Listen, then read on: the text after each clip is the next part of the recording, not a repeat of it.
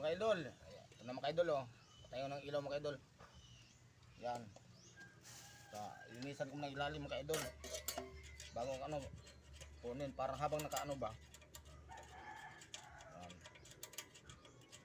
Ganyan mag-ano mga idol. Busit. Mga idol. Buksan ko na mga idol.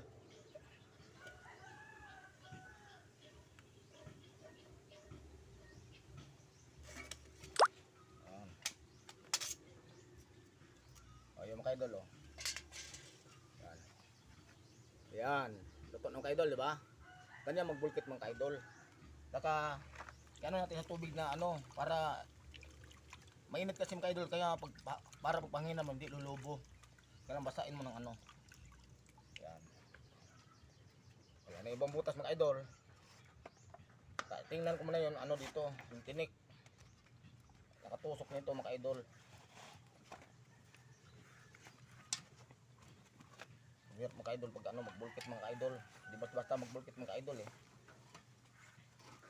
Lalo hindi ka marunong mag ano nito mga idol. Maipit sa ano nito sa sprocket mga idol la. Sira yung mga ano idol, interior.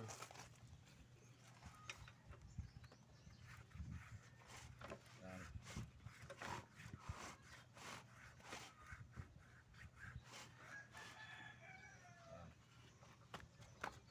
Mga idol, wala mga idol, walang tinik. Oh, balik natin 'to mga idol.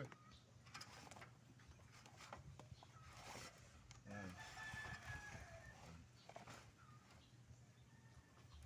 Ito. Sabi natin 'to. Yan. Kailangan maglagay ka mga idol ng interior, ayusin mo maglagay yun, baka ano, tabingi kalagay ng interior mga idol ba. Yan. Yan. Para yung ano niya hindi lulukot sa ilalim. Hindi ugusot. Yan. Yung mga idol oh. Yan. Sunod, pagpagin ng ano.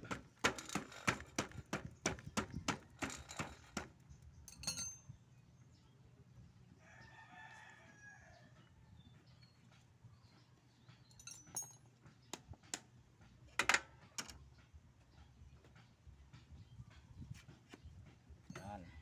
Para pag ano, tingnan mo na maigi no, naka-steady yung ano. Yan. Bago naman bumbahan natin mga idol. Patapos na ito mga idol. Wala na, tapos na. Ganito ginagawa ko mga idol. Pag magbulkit mo yan. Marami nagpabulkit to sa akin mga idol.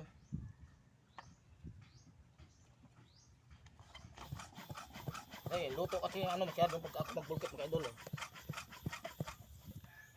Yan. Yung ano niya kasi mga idol, yung gulong niya, parang malapad mga idol. Yan, ano to. Para hindi lalabas kasi maluwag yung ano nito, pag naka-tire niya mga idol eh.